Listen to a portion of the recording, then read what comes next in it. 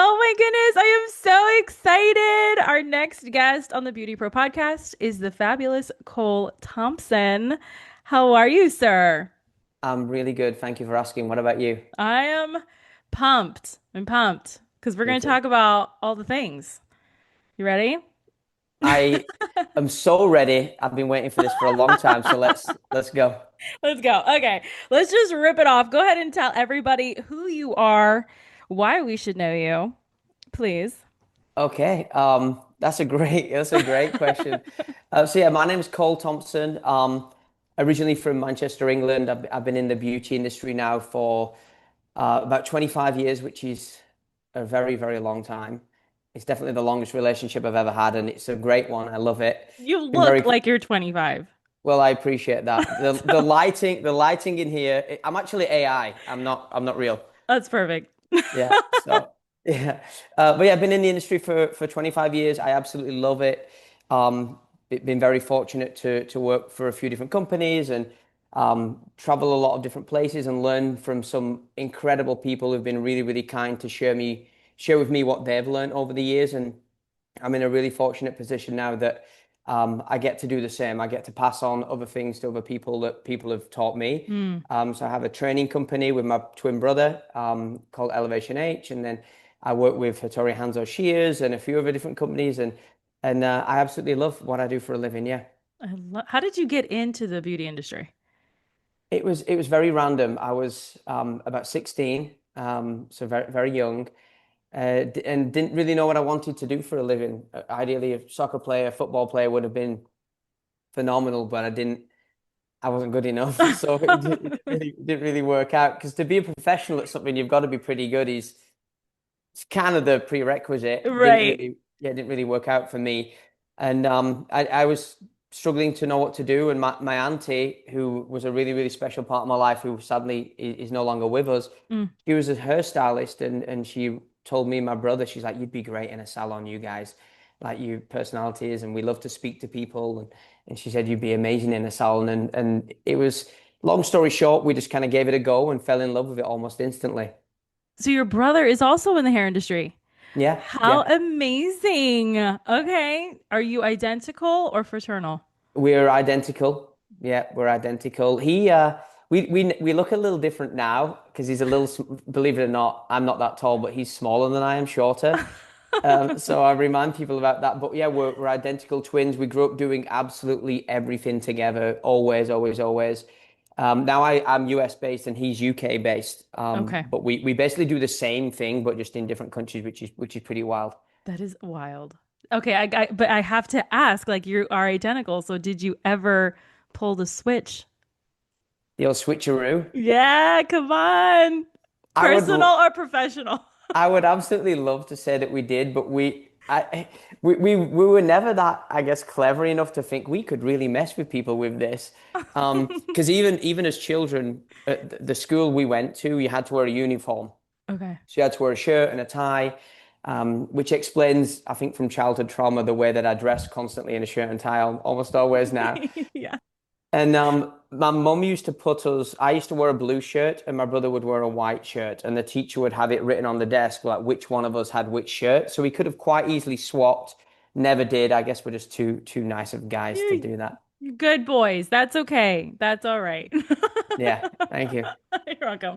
So, what is Elevation H? Yeah, so we started the company 12, 13 years ago now.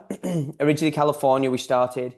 And we just saw a gap and a need for support from ideally we're a training company. So we started originally working with salons that had new hires, apprentices, newer team members that were maybe coming from school and needed a little bit more support, a little bit Mm. more help. Mhm. And let's say if the owner had time to teach them, but just not extensively, or maybe things were missing, or they'd be good at a certain element but struggling in others. We built a program that's very, very consistent and adaptable for any salon situation. That we work with a salon owner and they say, we need our guys to come from school. And in 3 months, 6 months, 9 months, we need them on the floor. And we want them Mm. to be good at this, this, this, and this. And this is our focus. And we design a training package to fit it inside people's businesses. So we have like an online university. We can brand it out for salons. So it's basically like a training program that they present Mm. powered by us. So Hmm. we can white label everything for salons and stuff, and we just kind of go through it and we meet with the team whenever they need. We can be extremely hands-on or extremely hands-off based upon on the requirements. So that's kind of what we do. And then we do salon visits as well, Mm. and then we do a bespoke type thing where people can just pay monthly to watch our videos and stuff. So that's pretty much what it is. And then we have more recently created a school version as well that goes into cosmetology schools. That is very cool and much needed, especially now. How Thank you. interesting. Okay, so ripping it off just like a band-aid, what Mhm. has been your biggest failure and what did you learn? In life? Oh, Absolutely, sure. oh my goodness. Sky is the limit. Sky's the Yeah, limit.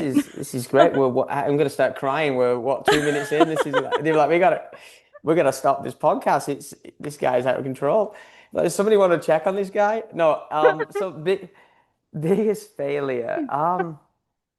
It's a really good question, and I really don't want to be that guy that like I'm absolutely not a Buddhist monk or anything like that. True. But I don't think I would ever look at anything as ultimately like a failure. I'm alive. Hmm. So I've made mistakes for sure and things that in retrospect I think, oh, maybe I'd do it different. And then I just do it differently. So I don't really necessarily think of biggest mistakes because I don't necessarily look at them that way. I think of them as just training, practice, growth. Because Okay. I think one of my really, really great friends, an amazing mentor of mine, his name's Andrew, and we do a lot of conference calls together. And he opens most calls like with something like, "Who's ready to fail today?" Oh. And it's so great because, and I asked him after a while, I'm like, why that? And he said, well, if you're not failing, you're not doing anything. Mm. And that's definitely very, very prominent in my life that you're going to make mistakes, can't stop it, can't help it, but let's just make sure we don't do them over and over and over again. Don't make it a habit. Yeah, yeah. Well, I like to start off with that question because our industry is just so pretty, Mhm. right? And it's just, oh, ugly is not part of it's not part of the look, Mm. right? So that can kind of glamorize other human beings when all we all got bills to pay. We're all doing it Yeah. despite where we are in the industry. So with that being said, what is a current struggle you're going through right now? I would definitely, that's a great question again. Explains why you do this. So yeah, great job. A struggle of mine, I really, really struggle with, I guess like social media. Social media is so Mm, prevalent in our industry.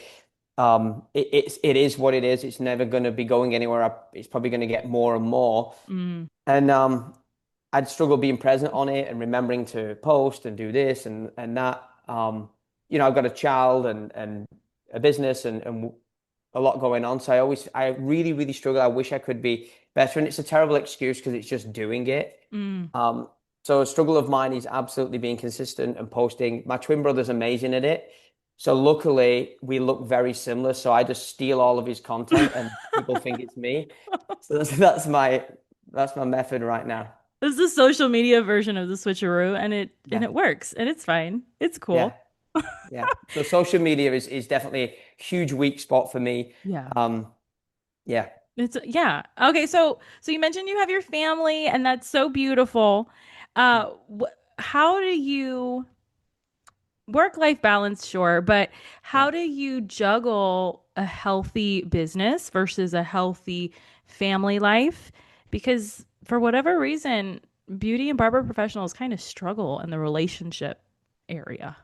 Yeah, d definitely. I think I'm lucky in a way because I don't work behind the chair Mm, anymore. I haven't mm, done now for probably 10 plus years. So my brother does though. My brother works behind the chair and that's a constant giving of time and energy and mhm, even like emotion in so many ways to your clients. mhm, So he definitely, we're speaking to him every single day. It's a big struggle for him because he's got his clients, he's got his family, he's got his business. I'm lucky in a way that I don't necessarily have that. I have a team that I work with that need things. So I think the difference between if you're behind the chair being able to switch off when you're at home and have boundaries of people calling you and booking appointments and things like that. And then even in my situation, which I'm very blessed for, but knowing, okay, at this time the phone's down, I'm going to be dad, or having Mm, those separators is really important. mm. Okay. What's a common myth that you get about what you do? That it's glamorous and fun. And I was just speaking to one of my friends yesterday about this. He was delayed on his flight out to teach classes by hours, no sleep, had to show up and do the classes, delayed all the way home, no sleep, had to get home, and then just kind of, he's got dogs and this and that, and he's like, I'm Hmm. just feel like I've no time. So I think the that side of it, the travel side, I travel a lot. It's an amazing blessing. I absolutely love it. But traveling and being at the mercy of the airlines or whatever that might be is that side of it is quite tough. And being away and different hotels and there's cancellations and even going out of your routine of being able to go to a certain coffee shop and eat certain things and Yeah. sleep well, little details like that. Yeah. So how do you nourish yourself then? Um, try to get as much sleep as possible. It helps. The right food, lots of water. Or my two biggest pieces of advice to anybody that travels, or if you Yeah. are traveling, and I had to lecture my mum about this because she recently came to visit me and she landed and her phone had died. And I'm like, anytime you've just been on a 12-hour flight with a charger in front of you and you realize your phone's died as you land. So always make sure that any opportunity you get to buy water or fill up your water bottle, do it. And any opportunity you get to charge your phone, do it because you might get on the plane and the chargers aren't working, or you might be sat on the Hmm. runway for 4 hours and there's no water. Hmm. So hydration is 100% the biggest thing. Electrolytes, huge, sleep, and then the right food. I've recently been using chat, is it GPT or whatever? Yes, I'm so proud of you. Good Yeah, job. it's amazing for anybody who does travel Yeah. um, and struggles with that. Even down to I can take a picture of a menu and say, okay, what would you recommend? It's this time. I've done this today. I'd like to get a good night's sleep. Whatever. What would you recommend for me to order on this menu? And it'll say like this, and this. Eat half of the potatoes. Tell them extra this and less of that. It's unbelievable. That is a novel idea. Like the last couple weeks I've been trying to hit all of my macros and I'm like, "Oh my God, it is like another job." Yeah. That is the best. I am Yeah. going to try that. That I am so excited. It's unbelievable. Even and I'm getting this is really my passion is macros on chat now, but everything from wake up or coffee with cream or whatever, boom, and Yeah. it'll log it. Hey, I walked for an hour today. Log it, log it, log it, and then it'll tell you at the end of the day if you need to eat something or not, or it tells you everything. It's literally a personal trainer, and I don't mean to put any nutritionists out of business, but chat is the best personal trainer slash nutritionist you could ever imagine to have. So wait, you use Chat GPT as like your personal log? Hmm. Yeah. I just put it in the other day to give me like 90 days worth of like meal plans. Hmm. I'm gonna try. Yeah. I'm gonna try what you just said. Oh, It's I'm incredible. so excited. Because even if, for example, let's say if you eat something, you go to a friend's birthday party and eat this and Yeah. this, so you eat a little bit extra. The day after, it'll say, remember, yesterday you overate, so today let's dial it back a little bit, and it makes adjustments live. It's unbelievable.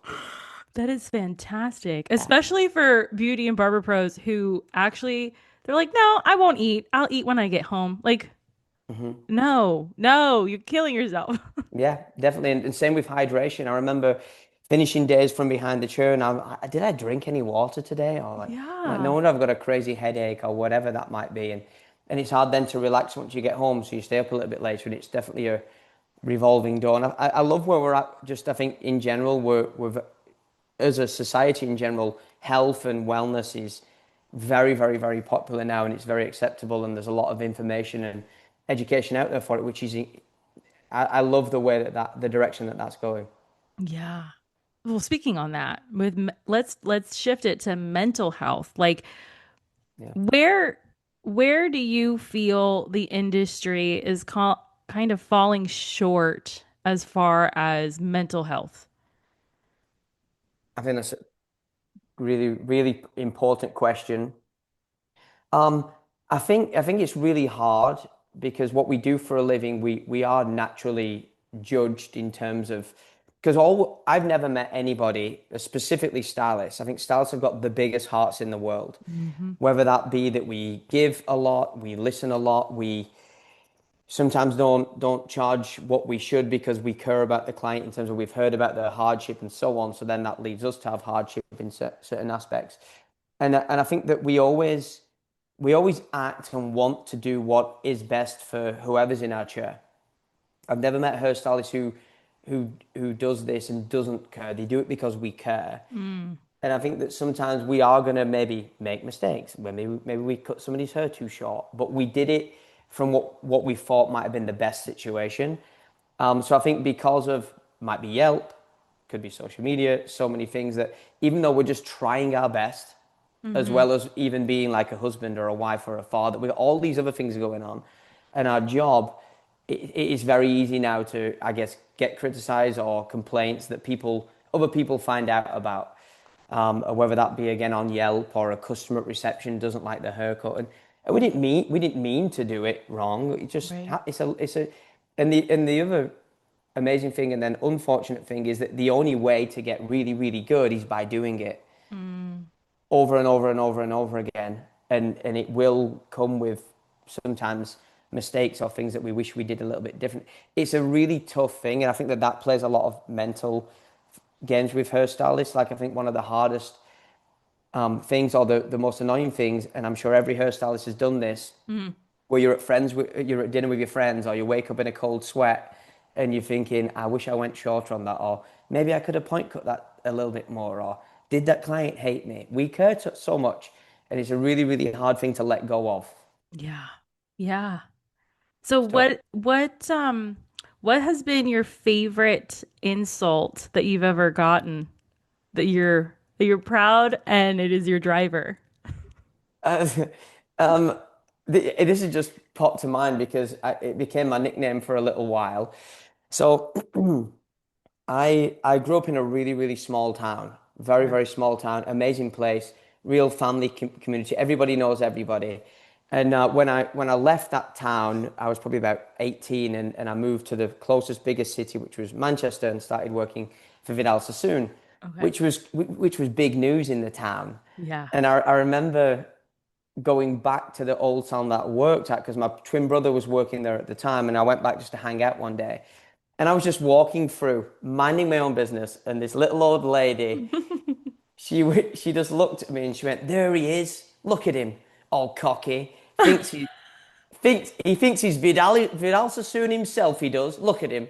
And I just never forgot because all I was doing is just walking through. I didn't even do anything or say anything. And this lady was so like, this guy thinks he's too big for his britches or whatever you want to call it. And it always stuck with me. So it became my nickname for a while, Vidal himself. And I'd not even done anything yet. So That is so funny. yeah.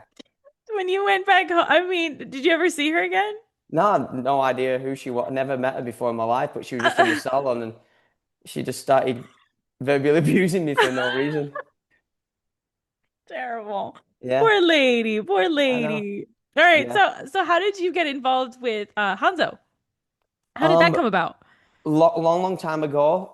So I was working for Sassoons for a really, really long time. That's how I ended up in the US. So I moved Okay. from salons in the UK, went to Boston, Santa Monica, which was incredible. Hmm. Unbelievably thankful for that company. Gave me everything really from education, Yeah. believed in me and supported me at a really young age, which is incredible.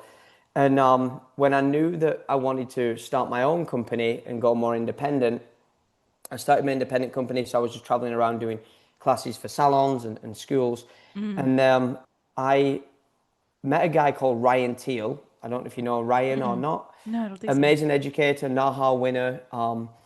I taught his daughter at Sassoon a few months earlier, and we followed each other. And he just called me one day, and he was like, "Have you heard of this company called Hanzo?" And I'm like, "Funny you mention it. I've just bought a pair of their shears, and I really like them." And he's like, "Oh well, we're growing an education team.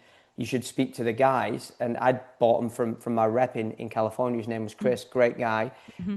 And I hopped on a phone call with them, and they were growing an education department, and and I just love what they had going on. And at the time, not many people really knew that we were a newer company at the time. And I've been working with them now for almost 12 years, and it's been amazing, a hell of a ride. Just yeah, amazing people, amazing company, and yeah, I love it. It's great.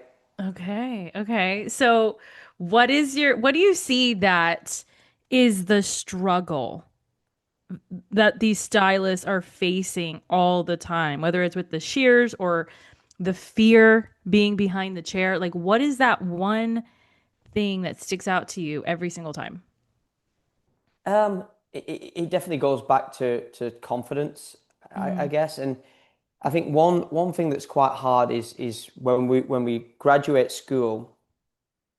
We graduate school with a structure or like a way of working. Okay, this is this haircut, and mhm, I start this way, and I do this, and then I do that. mhm, And sometimes that might not be necessary in an appointment. Maybe in an appointment, you only need a portion of what you was taught, but we're taught to go through this, and this, and you only need step one and two. So I think decision making is really, really hard, and timing. We work with thousands and thousands of students from graduating to 5 years behind the chair. The number one thing that the majority of them are struggling with is just staying on time. mhm, Whether we're spending too long at the backwash, blow drying, consultation, whatever it might be. But speed and time is the biggest thing, and that's one thing that is the biggest takeaway in a lot of our education is how do we cut everything else out and get right to the point of exactly what we need to do, and mhm. what are then the best decisions, the best questions, the best tools to then go and achieve it. So speed and salon reality is the biggest focus for us. Mm. That's so good because even in my salon, that is a thing that we stress all the time, right? Like focus on the technique and then speed will come. Mhm. But I feel like I don't know, somewhere they get inside their head and they get stuck. They just stuck Yeah, and it's like, okay, this is yeah. where your team comes in and this is where we help you. So that's a very interesting insight. So, Definitely, because you have to know the technique. You have to. yeah, yes. Um, and it's hard because without doing it and making the reps of understand, okay, well maybe I don't need that, and next time I'm just going to do that. Oh no, that worked. Keep it. That didn't lose it. You have to go through that. So it's a natural progression. So I guess like helping them to understand, okay, that this question will help you to start to navigate exactly what you need to do. Hmm. So consultation, communication. In order to be a really, really successful hairstylist, the number one thing is you got to be a good communicator. I could do the coolest, most technical haircut on planet Earth on somebody. If that client hates it, what's the point? Hmm. There's no point. Exactly. Exactly. Okay, so who has been your biggest, I guess, role models in the industry or even in life that have just influenced you in every way? Your top three. Hmm. Wow. Oh my God. Yeah, I don't want to leave anybody out. Um, Just list them all. Just go ahead. Just Definitely, I think let's separate it a little bit from in life in general. Growing up, my uncle, so my mum's brother, her youngest brother, was an unbelievable influence for me. He was a business owner in our town. He was like the guy around town. okay. He owned lots of businesses, um, loved playing soccer, playing football. So he was like a guy's guy, just a huge influence on us. Unfortunately, he died, so he died way too young. But he was an unbelievable influence on me and my life. So my uncle Paul was great. So definitely him. I think in the industry, specifically as a hair cutter, because that's Hmm. what I do. I don't color. Hmm. As a hair cutter, somebody that I've always really looked up to, I think long term would probably be like Mark Hayes. He Hmm. international creative director of Sassoon. I just always loved the way, and I knew him. We were like friendly, but he was always like a Yeah. mentor to me. The way he cuts hair is just unbelievable. I think he's the most beautiful haircutter I've ever seen. Um, and then in general now, in like business and in Hmm. life, Hmm. I'd probably say I can't give one person, but my main like people that I work with at Hanzo, so like the owners of that company, John and Chris, the guy that I work directly with, a guy called Andrew. My best friends in the world are two guys that I work with. There, a guy called Sebastian Lightfoot and Sean Bajanin. Okay. Just unbelievable people. We've all got so much in common. We're all dads. We all Oh. travel a lot. We're all busy. and yeah, just those guys, the way that they live their life, the way that they're fathers to the children, and they'll do anything for anybody. They all do a lot of charity work. They all answer the Yeah. phone every time you call them. They do Hmm. what they say they're going to do. So from business to just people and who they are every day for their family and their friends, just huge inspirations to me. And it makes me think I want to be like those guys every day. It's Yeah. nice. Yeah, and I love how you categorize them too.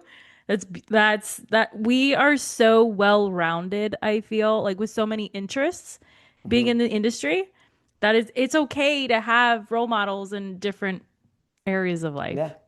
Yeah, definitely. Because there's certain people that I think, oh my God, that guy's amazing at whatever, but maybe in that area, yeah, I don't know if he, I don't really want to do that. You know, Yeah, it's different. Yeah. right. Yeah. What is okay, so being global, you've seen different areas of the industry from all over the world. What is a lesson that you have learned by specifically being in this industry that you wish the mailman would understand? Just like, I guess, like a everyday thing Yeah, to yeah, just understand. something that we just learn, we just know because we're dealing with people all the time. Mm. That you wish other people would just get it. Be nice. Be nice. It's Wayne Claiborne's he's an amazing guy that I look up to as well. He's the dean of all the Paul Mitchell schools. Yeah. Phenomenal company, phenomenal guy. Yeah. And he wrote a book called Be Nice or Else, and I couldn't say it any better. I say it to my son all the time. Hmm. Just be nice. Be nice. Listen. I always, not to keep talking about bringing my son up, but I think being a parent teaches you so much about life. And I tell him all the time, when's the only time you get in trouble? And he says, when I don't listen. It's the only Oh. time he gets in trouble. If you listen, then we ain't got no problems. When you stop listening, you get in trouble. And I think that's bodes well in any profession. Yeah. Why do you think we know that better than others? I think because we deal with so many people, Hmm. a constant revolving door of different people, age groups. You know, we have to be very chameleonic is a Hmm. phenomenal word for what we do and who we are as people to be successful and being a good communicator. Because in your chair could be a 5 year old or a 50-year-old, right? From a doctor to somebody that doesn't speak any English at all, who also could be a doctor. But but you know what I mean? Like, Yeah. who knows what's about to walk through the door? There's Yeah. when it comes to, whether it be politics, religion, this or that, when they're in your chair, it's how do I make you look and feel amazing? And that's really what it is. You have to be very fluid, and I think that's why we're really, really good at just life sometimes as a hairstylist. That I could throw the average hairstylist in any room with any group of people at any walk of life, and they'll be the life of the party, and they'll leave, and people will be like, I really like that person. Yeah. That person's amazing. But it's because we listen and we communicate really well. Yeah. Yeah. So, what do you have going on that people watching or listening, they can connect with you and work with you? Like, how do they get more involved in the Thompson world? Okay, well, first of all, I would love that. That would be great if everybody was involved in the Thompson world. So, yeah, if you're a salon owner, if you're just an individual learner, if you've been doing it for 50 years and you just need a little edge or refreshment on something, or if you're brand new and struggling to work on your speed or decision making, whatever it is, if you've got a team of 30 assistants from every kind of walk of life in our industry, Elevation H is a great company for that, whether it be a full training program, little bits of education. Um, so yeah, you can always reach out on social media. My Instagram is just _Cole_Thompson. ElevationH.com is our website, or Elevation H on social media. There's several ways that you can reach out to us. We're very, very responsive. And any way we can help you or support you or just get to know you and see your beautiful work, we'd love that. All right. I have a couple more questions. The Sure. first one is who's better at hair cutting, you or your brother? Me, definitely. What is his Yeah. weakness? So he's an amazing haircut. So let me separate this a little bit Let's do it. before you're like, this guy's what the hell. I'm a better technical haircutter than my brother. Um, he's a much better behind the chair hairstylist than me. He's quicker. He's because he's worked behind the chair a lot longer. I stopped working behind the chair, like I mentioned, over a decade ago, and went Right. purely into education. So it's a little bit slower, really, really technical. Were to be behind the chair, it's a little bit of a different vibe. So he's a much better behind the chair hairstylist than me, and he's a much better colorist. I don't color, great at blow Okay. drying.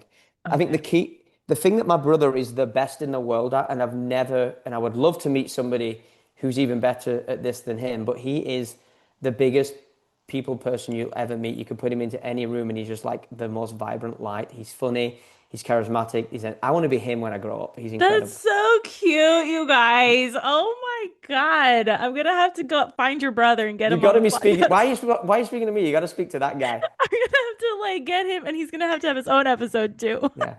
And then the viewers can decide.